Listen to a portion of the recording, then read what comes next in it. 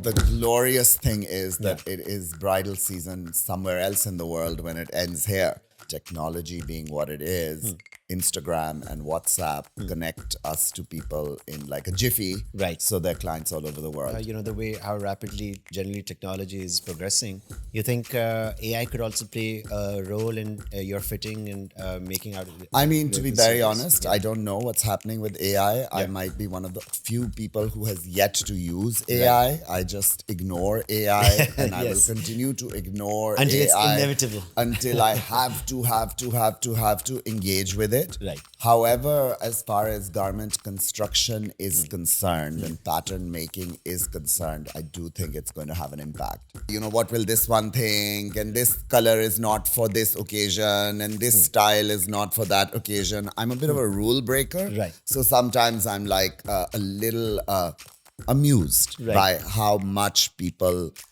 don't want to make their own rules, how they Crazy. want to follow. Hi everyone, welcome back. I'm Omar Jalani, founder and creative director at Happa Studios.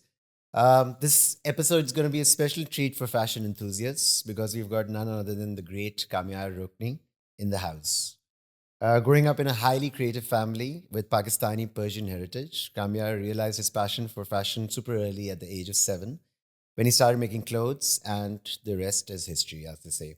He launched his own label, the House of Kamiar Rokni, in 2007, and since then has become one of the Pakistan's most celebrated designers. His work is deeply rooted in culture experimentation, whether it's bridal couture or editorial pieces. He's known for combining art, heritage, and a fearless flair. Welcome. Thank you for having me. It feels very nice to be at the Happa Studios after some time. I think it's been a decade at Yes, least. at least. I think the last I was here, there was a party upstairs. There for was. someone's wedding. For the- your sister-in-law's wedding. Really, the infamous party. The party. Yes. I was there. Okay, great to have you here after such a long time. How are you generally feeling today? I am feeling good today. Life is good. It is early December. Yes. So for a fashion designer, it's a particularly busy time. It is. We are sort of firing on all cylinders at the moment and making sure that things remain tight. Right, So absolutely. we are clenched. So when do the fashion designers take a break after what season is I it? mean, for me, really, like now it's going to be busy till Ramzan because I'm in the business of bridal clothing, essentially, even though we do other clothes, but essentially we're creating, catering to the shadi. Right. So whether that's a bride, whether that's the mother of the bride, whether that's the sister, whether that's it's that industry. And so we're going to have weddings till Ramzan, and then we're going to have weddings right after Ramzan. Wow. But now the glorious thing is that it is bridal season somewhere else in the world when it ends here. Right. So then the North American bridal season will begin. Right. And the UK bridal season will begin. So now that the world is so much closer and technology being what it is, Instagram and WhatsApp connect us to people in like a jiffy. Right. So they're clients all over the world. So how do you manage usually your clients outside Pakistan? You like you have an introduction. Well, we have a intercall? system now, and they usually get in touch with us, not even through our website, but through Instagram. And then they get a number, and then they're immediately on WhatsApp. And then, you know, back and forth starts. They usually share images of what they have seen of our work that they're wanting to look at. Then sometimes they will schedule a video call with me. Sometimes they'll schedule a video call with somebody in the team. And then, you know, I'm kind of very adept at sketching very quickly. So I'll bang out a sketch, quickly send it to them, and then make a little video explaining how things are going to work. Right. And that usually is good enough for them. Right. And then if the cut is complicated, we'll make like a mock in a cotton and send it Oh, across. fantastic. And then they will try that on and sort of figure out the fitting and make a little video and take pictures and send it back to us. And we do all the corrections. And then the final garment, when it's delivered, has minor tweaks. And that's how it works. Amazing. So, in like the way how rapidly generally technology is progressing, You think AI could also play a role in your fitting and making out I mean, to be the very service? honest, Yeah. I don't know what's happening with AI. I Yeah. might be one of the few people who has yet to use Right. AI. I just ignore AI and I will Yes. continue to ignore Until it's AI inevitable. until I have to engage with it. Right. However, as far as garment construction is Mm. concerned Mm. and pattern making is concerned, I do think it's going to have an impact. Right. And one shouldn't be foolish. One should engage with technology Mm. where it can be useful. So Mm. at some point, yes. But we're also kind of not working with such complicated cuts. Essentially, it's South Mm. Asian clothing and there are Right. particular cuts that repeat themselves. Mm. So we're pretty adept at those. And generally, is there like are there certain sort of sizes which kind of fit everyone, or is it like really I mean, when you're it's a doing big ready to range? wear, there's certain sizes that fit everyone. Mm. There's like a sample size that we have devised, Mm. the small in all the countries is not the same small, the Right. medium is not the same. So, yes, Right. there's a particular size that we Mm. have devised that tends to fit a lot of people, Right. which Amazing. is kind of between a small and a medium, Mm. which is sort of not quite a medium and not quite a small. Right. But otherwise, it is 100% Mm. bespoke business and Mm. everything is Mm. made to measure. Absolutely. So let's go back a bit earlier into your childhood, and I just want to know as to how kind of fashion came into your early childhood, and what kind of inspired you to get into this. Well, it's quite specific actually because I come from a family where like everybody is quite creative. My mother went to the NCA and then she went to New York State Mm. University to finish her art degree. My mamu went to NCA and then went to Pratt. Right. My aunt has had a furniture business now in Karachi for Mm. many, many years. So I grew up in a culture where people were always making things. Right. Either they were creating art or Mm. they were making furniture Mm. or they were making their own clothes. Mm.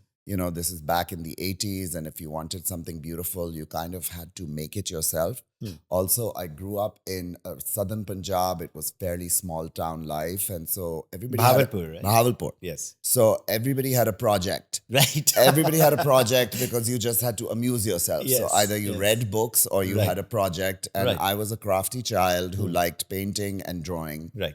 And somewhere along the line, maybe I was even younger than 7, we Mm. had like a family friend who got a VHS tape of an Mm. Yves Saint Laurent fashion show. Oh, wow. And I saw my first fashion show. And, Right. these glamorous 80s models coming Right. down the runway, French couture Mm. on the ramp. And I was immediately captivated.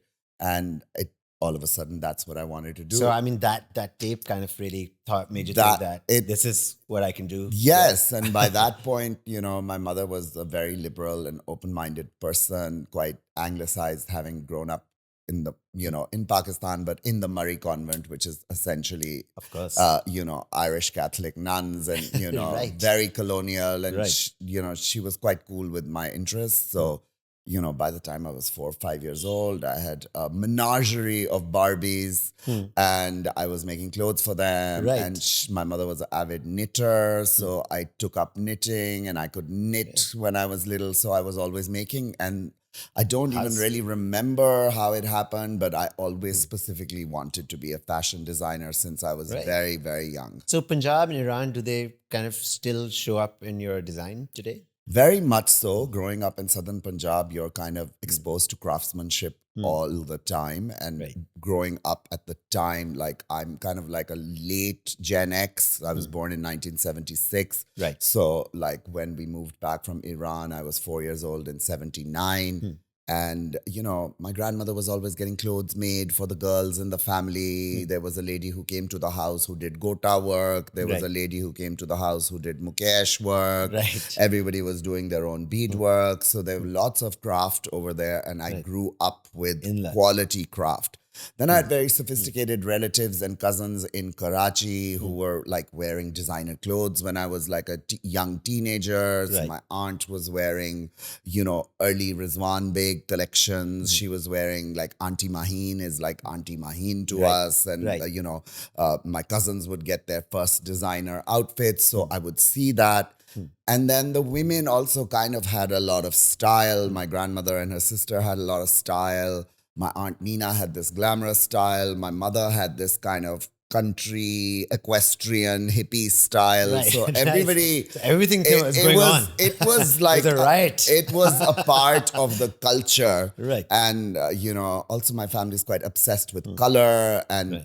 I don't know whether it's a I mean, it's inevitable. You had no choice. I don't know whether it's a southern thing, whether it's a feudal aristocracy thing, but the worst thing that you can possibly do is wear the wrong color. Right. Many hours have That's been true. spent in my family of the women discussing that girl, that poor arguing. thing who was wearing that horrible color and she doesn't even know what color to wear Right. is like really considered a bad thing. Right. So all of us knew how to dress, what our colors were. It was Right. just part of the culture. I mean, color culture itself is taught in so many colleges, universities, Right. and I mean, color culture kind of changes from culture to culture, of course. So, what was your particular vision of starting Kamiar, the House of Kamiar Rokni? Well, like you wanted to do a certain the kind House of of thing? Kamiar Rokni was actually my second foray into the fashion business as a professional. I graduated from the Pakistan Institute of Fashion Design, which in those days was actually called the Pakistan School of Yes. Fashion Design.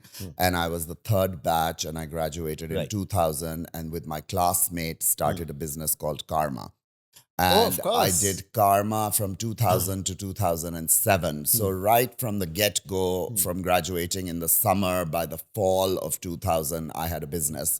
And Maheen, right? Maheen Kardar and I got together to do an exhibition of clothing that never became an exhibition of clothing, but became a business. Right. And then 2 years later, in 2002, her husband, who graduated from LUMS, joined us. And we were kind of the first proper fashion business true. with like a business side. And we had equity because we had like somebody who was funding our business. Right. But as when you're young and inexperienced, you perhaps get into situations because you don't really know what your potential is at that point. Right. So Right. I kind of outgrew that by 2006 and Right. wasn't really quite happy with, I wanted to do my Work own dynamics, thing. I yeah. wanted to have autonomy. I wanted to have control over my finances Right. and I wanted like the whole pie, not a piece of it. Yeah. So I left and started my own business, the House of Kamiar Rokni, which really wouldn't have started if I didn't have the family support of my Right. cousin, who at that point was working from the back of our house and had Right. her own little business going. Really? And she said, come join me. And, I have these machines, but it should be your name since you are the well-known one. And, she had no ego in that matter. And she was like, let's do this. And we played from the back of the house for a very long time. So we started in 2007. And we were like, I went from having this slick, almost Happa studio-like office to you. kind of working in a shack in the Right. back garden. Right. And I Downgraded yourself. I downgraded myself very happily and decided that Fantastic. and But carried. were you like a 1,000 times more happier doing this? Not Or- initially. or- Initially, there was bitterness and there was maybe a sense of failure, Right. And feeling hard done by because Right. it was kind of brutal to lose everything. Right, true. And I did, but I had a lot of support, and I always had a lot of followers, especially women who like my clothes, Right. and women who like social clout, Right. and always it was since I started off in that Musharraf era when the media opened up, Yeah. everybody needed a character to feature in Right. their newspaper. So, maybe Right. I was a former it boy Right. or a society darling, but many things worked in my favor. Well, that's and good, yeah. the sun kind of shone brightly even Lovely. on a cloudy day. So things gradually progressed from Right. there, and slowly, the House So, of Kamiar Rokni gained momentum. Right. So, I mean, how much is your personality, your own self tied up closely to the kind of clothes which you're wearing? I mean, are people buying you as well? When they Yeah, shop? I mean, I'm a designer, right? So Right. it all comes from my inner life, or it comes from whatever aesthetic I have and Right. whatever I have developed. There are certain things that I am very adept at. Hmm. The use of color, the use of craftsmanship. I mean, there's a certain kind of hippie folk aesthetic which is very natural That's to me. that's spot on. Hippie that- folk is That's you. very natural to me. But then over the years, and because I worked with another cousin of mine, Rehan Bashir, Right. I also became quite refined and then started delving into my Persian side and started delving into craftsmanship. And then it started going from hippie folk to kind of, Indo-Persian, Mughal. And then I've always been interested in world culture. So Right. it's a real, if you read books, I think, and if you look at the world, then you keep growing and evolving. Yeah. And so over the years, I learned, and the craftsmanship became stronger, and the vocabulary became bigger. Right. And I started off in the Karma days as this young, funky designer who was kind of making Y2K clothes and was very disco and was very beads and sequin. And now, fast forward or slow forward or whatever, Slow it feels forward. fast, but like 25 years later, Yeah. I've become this sort of bastion of heritage and tradition with modernity, but very much rooted in craftsmanship. So do you generally have like a structured creative routine for your It's happening collections? all the time. I'm Right. always reading something, and I'm one of those people who has specialized interests of the moment. And one thing always leads to another. I'm never really looking at fashion to get inspired for fashion. Right. I'm looking at other arts. I'm looking always Cinema, at, yeah, I mean, I like carpets, I like textiles, I like painting. You do love carpets a lot. Yes, you I love like- a lot of Abbas carpets. I like a bass, I like Vazir, I like antique, I like beautiful things, I like yeah, because sculpture. I've seen you post a lot about rugs. I like rugs. I like, so I like beautiful things. I like beautiful Right. objects. I look at them all the time. I Right. buy books a lot. So these are my interests. And do certain kind of people also sort of inspire you, like their personalities or the kind of Absolutely. I like artistic people. I like people who think out of the box. I like people who have a little bit of flair. I like people who have innate style. I like people who dance to the beat of their own drum. I don't like followers and I don't like show-offs. Right. So if you do have to design in one color for the rest of your life, what would it be? If it was one color and all the colors on it was also the same color and there was no different contrast, hues, let's say. White. White.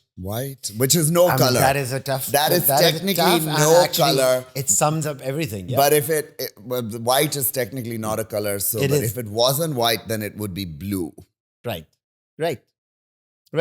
I mean, you already do have a lot of collections in blue, or like sort of. I always turquoise. use blue. The Right. South Asian woman doesn't really like wearing a lot of blue. But Why when- is that like a cultural thing? It's or- a cultural thing, like skin tone? purple, lilac, and blue was not majorly. because of a skin tone, I guess, or I what? think somewhere along the line, somebody's grandmother or somebody's nanny or somebody's mother has said, "Ke, this is not for need you." And people decide that this color doesn't suit us and makes us look darker. But by and large, like not a lot of people go for blues and lilacs and purples. Right. Everybody likes the pink family. Right. Everybody likes the creams and ivories and Right. golds. And red is like this, cultural bridal kind of thing. Do your clients kind of push you to design in certain colors, and do you? Well, sometimes Fire back. somebody comes who is very specific, and I never fire back at anyone. I, at this point in my life, do not resist the client's requirement. Right. I'm quite egoless, and Right. also the challenge of articulating somebody's vision Fantastic. and providing that service is something that I lean into to Right. give my work meaning, Right. because otherwise, you have to have some meaning in your work. Absolutely. So to be a part of someone's big day, Right. and then to be a part of somebody's family history in the form of a garment that may be carried on for generations, has some meaning to it. Of course. I'm not just, it's Of not course. just a business. Yes. And also maybe because my sort of, it might not be my ultimate motivation, because ultimately you do want to be in house and home and make a living and live well.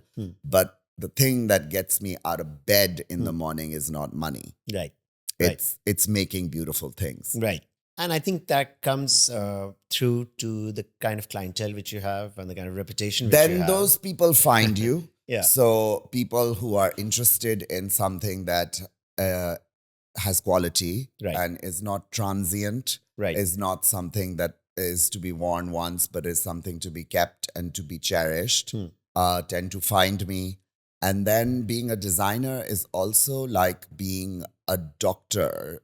You need the skills, Right. but you also need the Absolutely. bedside manner. True. So And- that has a lot to do with it. Absolutely. And to be able to kind of translate what the client wants into something which they also love while doing your thing. Articulating the vision is the name of the game for me. Absolutely. And rather than resisting it Yes. and being one of those people who says, oh, what a nightmare, what a difficult woman, and, you know, I don't want to. My thing is always like, how can I do this? Right. Person a service. I'm not particularly into what they're asking of me, but there is surely a way that I can make it Right. that is also me and also them. Right. I don't necessarily have to share this with them, but this Right. is the Of what's course. going on in the brain. And what is one thing which kind of does piss you off, if there is anything, if people would want to say? Somebody being too concerned about what other people think Right. is a little, I find it irritating. Right. No, they say that to you. Well, they're like, you know, case के ऊपर इतना काम होना चाहिए, लोग क्या कहेंगे, Lahore society में मेरी नाक कट जाएगी, you know, what will this one think, and this color is not for this occasion, and this style is not for that occasion. I'm a bit of a rule breaker. Right. So sometimes I'm like a little amused by how much people think about what other don't people want to make their own rules, how they Crazy. want to follow. Right. But at the same time, I also do appreciate and am very thankful that I live in the part of the world where we have 7-day weddings. Right. Absolutely. So I'm in house and home, and two, I get to design many different kinds of things. It's not just a bridal. You know, somebody may come to you for the Mehndi outfit, which you're really more into, or somebody may come for you to Right. a Walima outfit, and now the Nikah outfit is also a thing, and now the Mayo outfit is Are you also invited a to thing. all these weddings, by the way? I'm invited to a lot of weddings. God. And I only go to the weddings of my friends and now my friends' children. Right. Of course. So, Pakistan's fashion industry has kind of evolved over the years. From your vantage point, what's the most exciting thing which you see happen? Well, the exciting thing is just the development of the scale of it, even though a lot of it is in unstitched still. And that's fine because it's a very particular thing to us. The use of technology, what people are making and turning out and giving people a good price point Right. in, you know, using multi-head embroideries. And that machine has evolved from something that you could do embroidery on to like anything on. And then high street has come up and, you know, people have access to all kinds of different clothing. Right. And there is tremendous development. And it's all very inspiring. But at the same time, you know, COVID killed the fashion weeks a little bit because, Right. you know, funding is by corporate companies is being used in a different way, which has impacted the fashion weeks getting up and running again. I feel high fashion is now just consumed through an Instagram page, and the ramp and the energy that that brings is missing.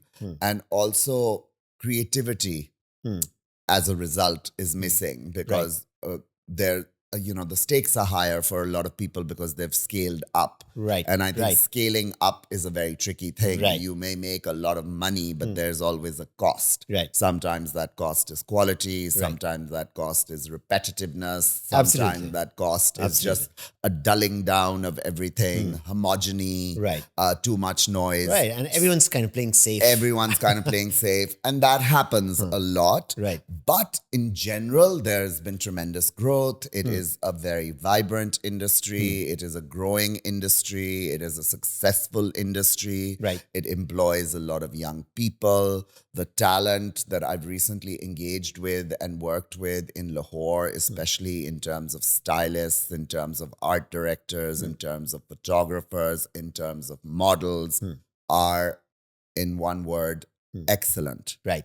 Right. And have they become more professional since over the years? Or do you think I think were people they are more professional before? passionate and Right. that makes them professional. Right. Though, each generation has their own characteristics. Yes. And some Good point. some Yeah. require some adjustment, some Right. require for you to do a little bit of training. Right. But I think every time you engage with a new generation and with new people in the industry, it's a lesson in humility and curbing those instinctive, don't you know who I am, Right. kind of feelings that come to Right. the forefront. Right, absolutely. Because, sadly, it is a flamboyant industry. It is.